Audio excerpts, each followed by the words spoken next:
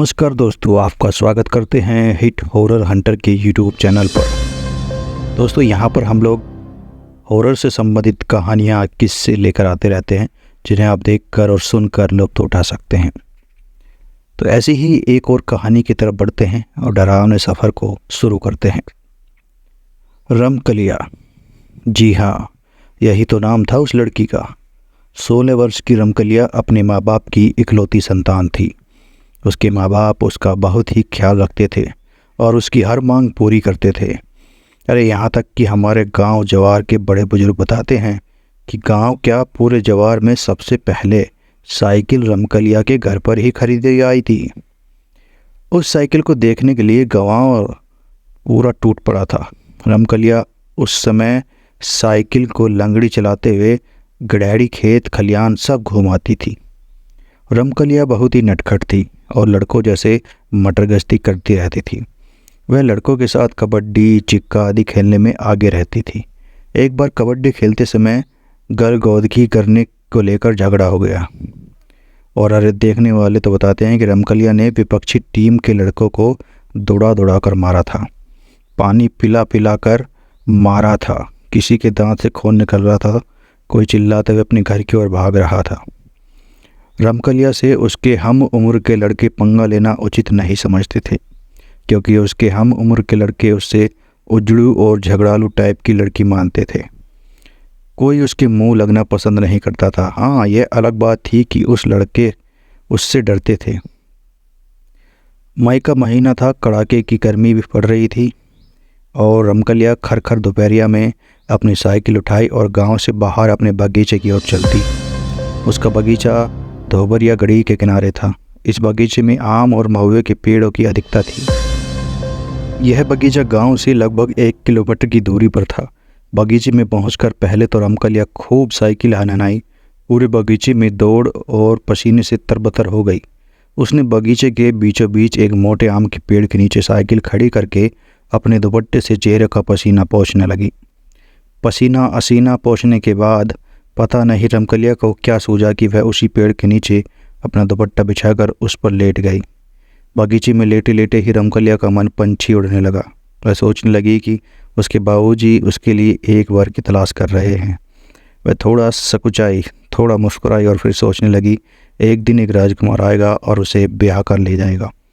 पता नहीं वह कैसा होगा, कौन होगा, कहाँ का होगा, पता नहीं मैं उसके साथ खुश रह पाऊँगी कि नहीं, पर खैर जो ईश्वर की मर्जी होगी वही होगा। बाबूजी उसके लिए जैसा भी लड़का खोजेंगे वह उसी से शादी करेगा, खुश रहेगी। उससे पक्का विश्वास था कि उसके बाबूजी उसकी शादी जरूर किसी धनवान घर में करेंगे, जहां उसकी सेवा के लिए जरूर कोई ना कोई नौकरानी होगी।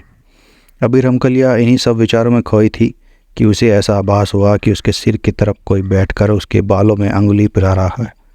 रमकलिया के साथ ऐसा पहली बार नहीं हो रहा था, ये तो आए दिन की बात थी। बकरी गाय आदि चराने वाली लड़कियां या लड़के चुपके से उसके पीछे बैठकर उसके बालों में उंगली फिरौते ये सहलाते रहते थे और रमकलिया भी खुश होकर उन्हें थोड़ा बहुत अपना साइकिल चलाने को दे देती थी। पर पता नहीं क्यों आज रमकलिया को यह आभास हो रहा था कि इस उंगली कुछ इस तरह से पिरोई जा रही है कि कुछ अलग सा ही एक अनजान आनंद एहसास हो रहा है। ऐसा लग रहा है कि कोई बहुत ही प्रेम से बालों को सहलाते हुए अपनी उंगलियों से उसे पिरो रहा है। आज रमकलिया को एक अलग ही आनंद मिल रहा था, जिसमें उसके यौवन की खुमारी भी छिपी लग रही थी। उसके शरीर में एक हल्की सी गुदगुदी हो रही थी और उसे अंगड़ाई लेने की बहुत इच्छा हो रही थी, पर वह बिना शरीर हिलाए चुपचाप लेटी रही। उसे लगा कि अगर उठकर बैठ गई तो स्वर्गिक आनंद पता नहीं दोबारा मिलेगा कि नहीं।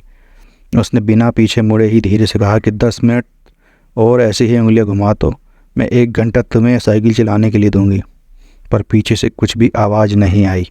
फिर भी रमकलिया मदमस्त लेटी रही। उसे हल्की हल्की नींद आने लगी।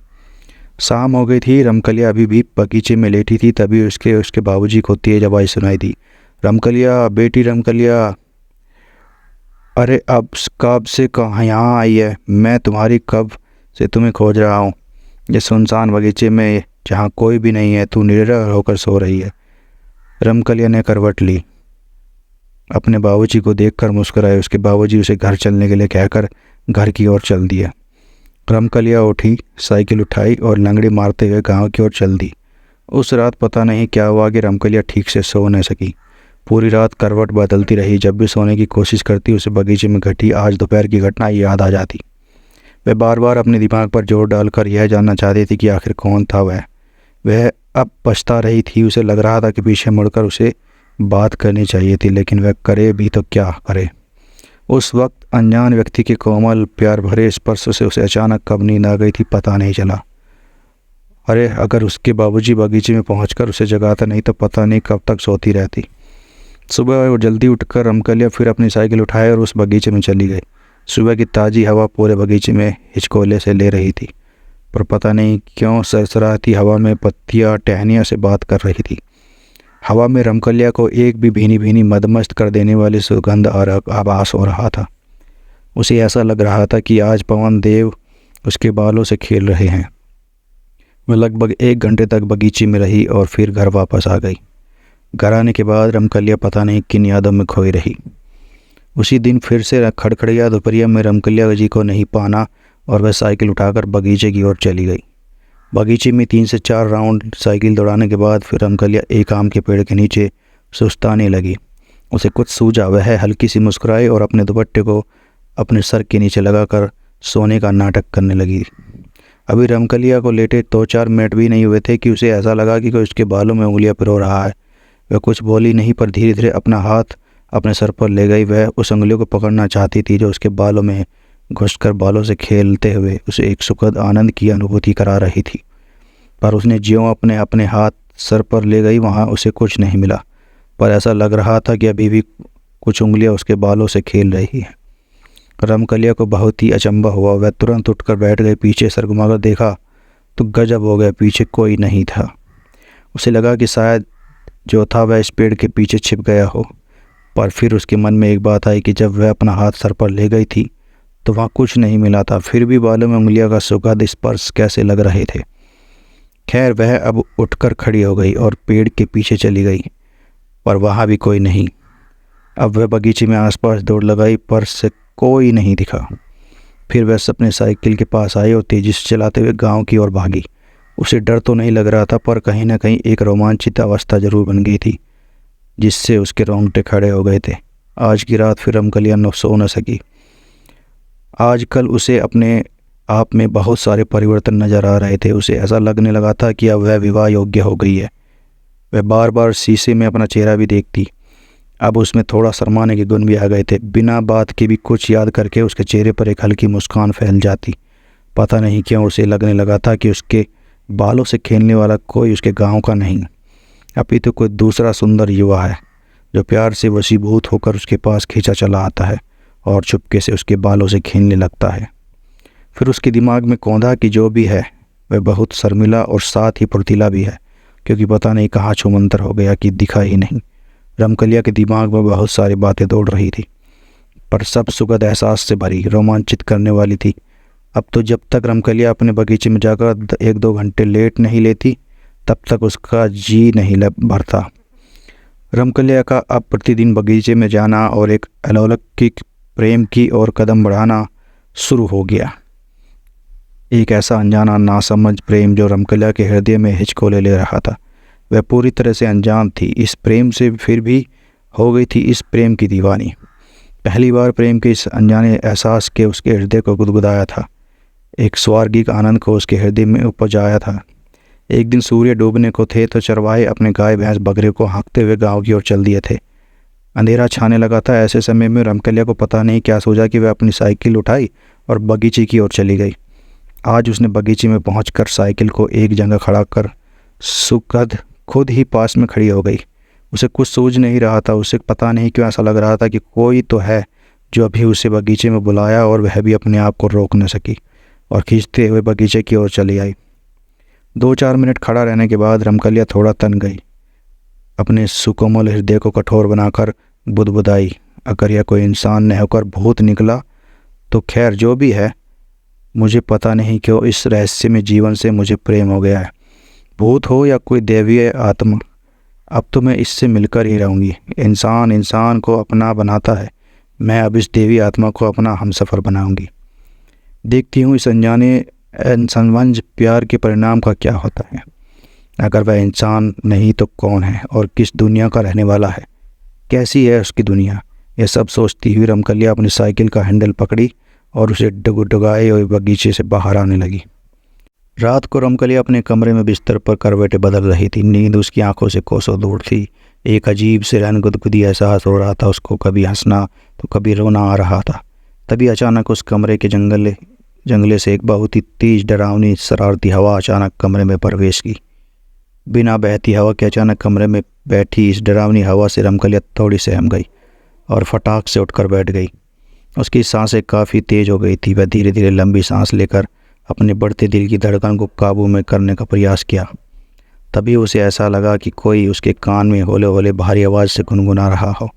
बढ़ती दिल की धड़कन कुछ तो कह रही है, मैं तेरा दीवाना जलता परवाना हूँ, तू क्यों नहीं समझ रही है। इसी के साथ उसे लगा कि वह शरारती हवा उसके बिस्तर के बगल में हल्के से मूर्त रूप में स्थिर हो गई है, पर कुछ भी स्पष्ट नहीं है। अचानक उसे लगा कि वह बगीचे वाले सुकोमल हाथ फिर से उसके बालों के साथ खेलने लगे, उसे एक चरम आनंद की अनुभूति करा रहे हैं। वह चाहकर भी कुछ न कर सकी और धीरे धीरे फिर से लेट गई। अरे यह क्या, उसके लेटते ही ऐसा लगा कि उसके कमरे में रखी एक काठ कुर्सी सरकते हुए उसके सिराने की ओर आ रही है। वह करवट बदली और उस काठ कुर्सी की ओर नज़र घुमाई, तब तक काठ कुर्सी उसके सिराने आ चुकी थी। फिर बिना कुछ कहे एकदम मदमस्त अल्लड़ प्रेमांगन की तरह अंगड़ाई लेते हुए सांसों को तेजी के साथ छोड़ते हुए वह फिर से चुपचाप बिस्तर पर लेट गई। उसके लेटते ही वह सुकोमल हाथ फिर से उसके बालों में खेलने लगे। वह एक कल्पित दुनिया की सैर पर निकल गई। एक कल्पित दुनिया अलौकिक थी। इस दुनिया की इकलौती राजकुमारी रमकलिया ही थी, जिसे एक अपने सेवक से प्रेम हो गया था। वह इस कल्पित दुनिया में आनंदित होकर विचरण कर रही थी। अचानक रमकलिया को इस कल्पित दुनिया से बाहर आना पड़ा, क्योंकि इसे लगा कि कोई उसका सिर पकड़कर जोर जोर से हिला रहा है, यानी कि जगाने की कोशिश कर रहा है। रमकलिया को लगा कि कहीं यह विषयपन तो नहीं। वह तो जाग गई। वह उठकर बैठ गई। फिर उस कमरे में शुरू हुई एक ऐसी कहानी जो रमकलिया को उसके पिछले जन्म लेकर चली गई। रमकलिया बिस्तर पर सावधान की मुद्रा में बैठी हुई थी। काठ कुर्सी पर मूर्त रूप में पर पूरी तरह से अस्पष्ट हवा का रूप विराजमान था। वहाँ से एक मर्दानी भरी आवाज़ सुनाई दे रही थी। वह आवाज़ कह रही थी, रमकलिया तू सिर्फ मेरी है, सिर्फ मेरी। मैं पिछले 2-3 जन्मों से तुझे प्रेम करता आ रहा हूँ। मैंने हर जन्म में तुझे अपनाने के लिए कुछ न कुछ गलत कदम उठाया है, पर इस जन्म में मैं तुझे सच्चाई से पाना चाहूँगा। वह आवाज़ आगे बोली, याद है पिछले जन्म में भी मैं तुझे अथार्थ प्रेम करता था, पर तू मेरे प्रेम को नहीं समझ सकी और मैं भी बावला पागल तुझे पेड़ से धक्का दे दिया। मैं वही हूँ, पर अब बदल गया हूँ। भले मैं आत्मा हूँ, एक प्रेत हूँ, पर अब मैं अपनी प्रेतमा को कोई अहित नहीं करूँगा और अब उससे नफ़रत से नहीं प्रेम से जीतूँगा। उस हवा रूपी आवाज़ की बातें सुनकर रमकलिया एक पागल प्रेमी की तरह उठकर उस कुर्सी पर विराजमान मूर्त पर अस्पष्ट हवा से लिपट गई।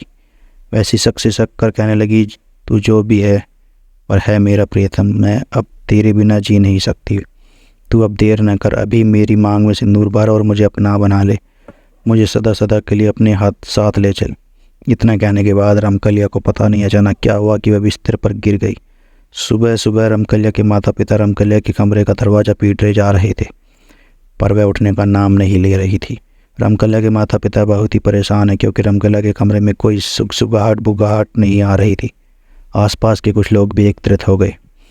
सब चिल्ला चिल्ला कर रमकलिया को जगाते चाहते थे। अतः रमकलिया के माता पिता के कमरे का दरवाज़ा तोड़ने का फैसला किया, क्योंकि वे अब किसी अनहोनी की आस में पीले पड़ते जा रहे थे।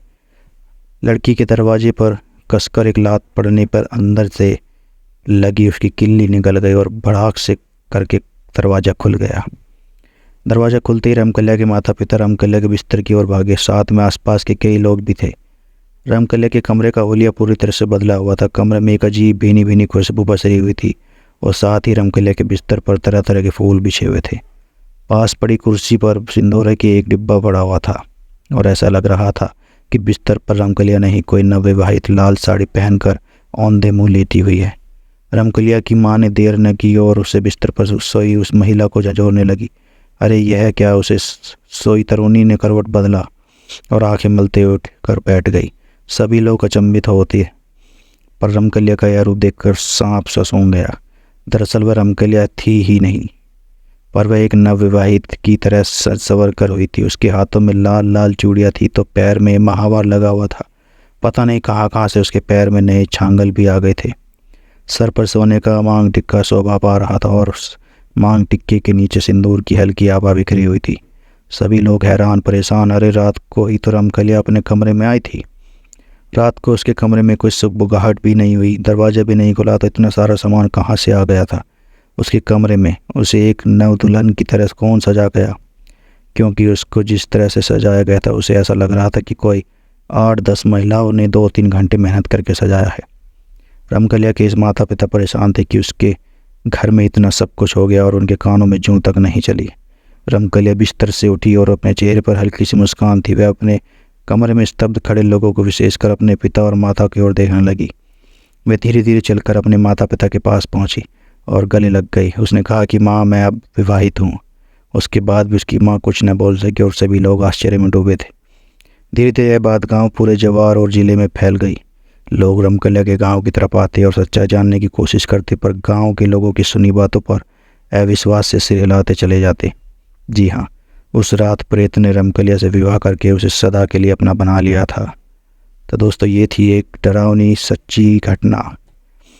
तो दोस्तों, ऐसी भूत प्रेत की किस्से कहानियों को सुनने के लिए, देखने के लिए आप हमारे चैनल को सब्सक्राइब कर सकते हैं और वीडियो को ज़्यादा से ज़्यादा दोस्तों के साथ शेयर कीजिए। चैनल को सब्सक्राइब करके कमेंट करके अपनी राय ज़रूर बताएं। नमस्कार।